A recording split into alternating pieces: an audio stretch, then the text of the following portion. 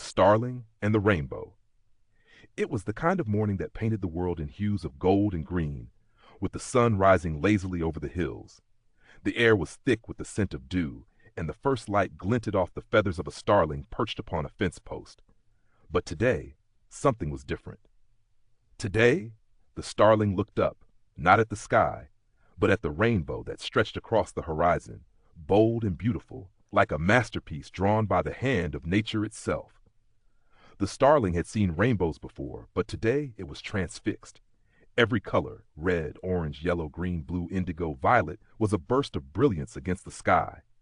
Its feathers, once black and iridescent, now seemed dull in comparison to the dazzling arc above. It fluttered its wings nervously, gazing longingly at the rainbow's colors. Why am I not as colorful? The starling wondered aloud. Why do I look so plain next to such beauty? A whisper of wind stirred through the trees as the rainbow shifted, its colors shimmering and flowing like a living thing. The starling felt a strange pull, an urge to become as brilliant as the sky itself. So, with determination fluttering in its chest, the starling took off, its wings beating faster, carried by the weight of its desire.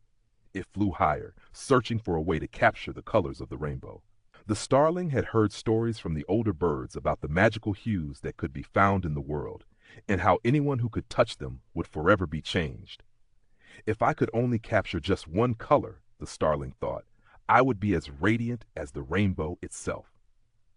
After hours of flight, the starling came across a patch of wildflowers blooming in a forest glade. The flowers, painted in shades of violet, pink, and blue, beckoned to the starling. It dipped down eagerly, pecking at the petals, hoping to collect some of their vibrant colors. But the moment the starling touched them, the colors didn't stick. They shimmered for a second, then vanished, fading back into the earth. Frustrated, the starling flapped its wings and soared upwards once again, its heart pounding. It spotted a golden field of sunflowers in the distance, their faces wide and open, reflecting the sun's warmth. This is it, the starling thought. This is the color I need. It dove towards the flowers, determined to take their golden glow for itself. But once more, as it landed and tried to gather the color, it disappeared, as fleeting as the morning light. The starling's chest ached with disappointment. It was no closer to the rainbow than when it had first started. Desperation clawed at its mind. What am I doing wrong? Why can't I capture the colors? Exhausted and heartbroken, the starling flew to the top of a hill.